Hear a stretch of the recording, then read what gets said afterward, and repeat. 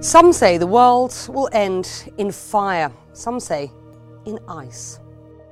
Apocalyptic words from the American poet Robert Frost. As this century progresses, can we look forward to anything other than simply surviving? Well, over the course of this programme, we'll meet the leaders who are challenging our views of the future as we search for the spirit of survival.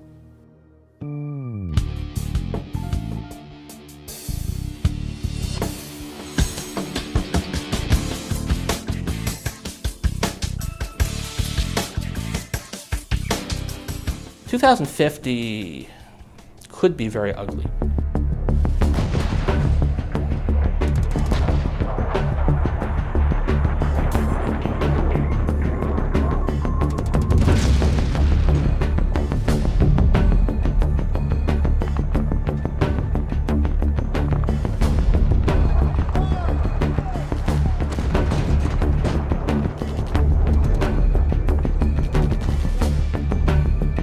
Many predictions have been made about the 21st century and beyond.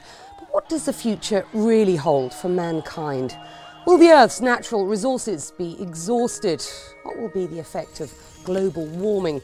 Will there simply be too many mouths to feed? By that time, climate change could be a very, very serious problem.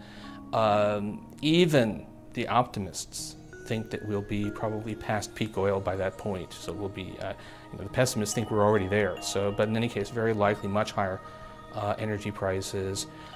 Food, unless there's another green revolution that makes it much easier, we'll be talking about high food prices.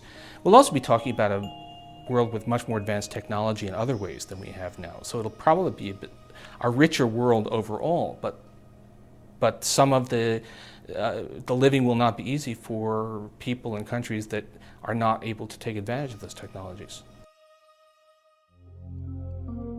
If you're starving, life is about survival. Does it taste good? Josette Sheeran heads the World Food Programme. She spent years travelling to some of the most deprived places on the planet. Everyone wants to be able to provide for their family. Everyone wants to have that power to know they can feed their child. And so the most heartbreaking thing I have ever seen, and it's why I'm in this job here, is a mother holding a baby and she cannot meet their food needs. And that spirit of survival is so strong. Those people will walk for thousands of miles to just be able to have a meal or a cup of food. Josette Sheeran and her team are appealing for the world's governments to act now and get ahead of what she calls the hunger curve. We're very worried this new face of hunger really knows no boundaries. It's kind of a quiet tsunami. It's very hard to explain to the world because there isn't one place where you can see hungry people gathered, but it's just as real.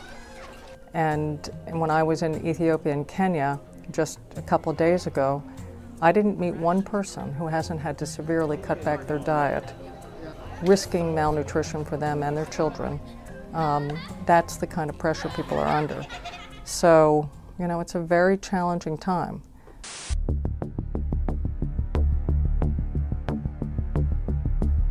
These are not apocalyptic images from the future or pictures from the world's worst trouble spots.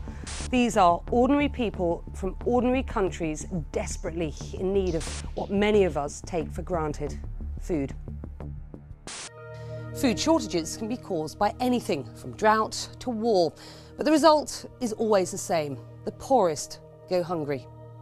In Egypt, there was widespread disbelief and anger when supplies of bread ran low. The government was forced to intervene, putting police in charge of one of the bakeries. But in one of Cairo's main markets, the locals say price hikes mean that they can no longer afford other basics like pasta and rice. They blame the government, which in turn blames the international financial situation. Either way, some say this evidence of food crises happening today has been socially, politically, and economically inevitable. It's partly high oil prices, because a lot of modern food is very energy intensive in its production, especially fertilizers are essentially made from natural gas.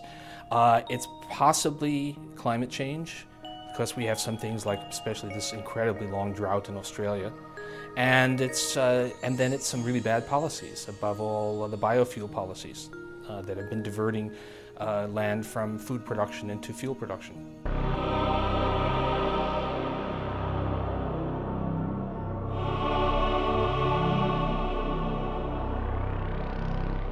We are responsible, but we're not responsible directly, as most people think, by burning fuel and things like that, or by taking land for farming to feed people instead of leaving it to look after the earth. In a way, what we did was to pull the trigger in all of those things and set in course a motion, a change in the earth, which is to all intents and purposes unstoppable.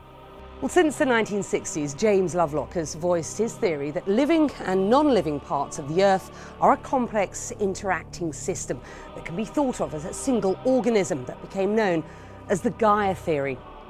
I'm like the physician who's presented with a patient whose kidneys have failed. Well, I know jolly well he will die within a week or so, but he can go on dialysis, a dialysis machine. And that'll extend his lifespan perhaps for several years. And this is roughly the state we're in. I regard the Earth as a great organism that is in a sense alive, and it's bound to die eventually when the sun gets too hot for life on this planet. Heat, as James Lovelock suggests, may be one of the problems. But is ice one of the solutions? We're looking for answers as we search for the spirit of survival in the Arctic.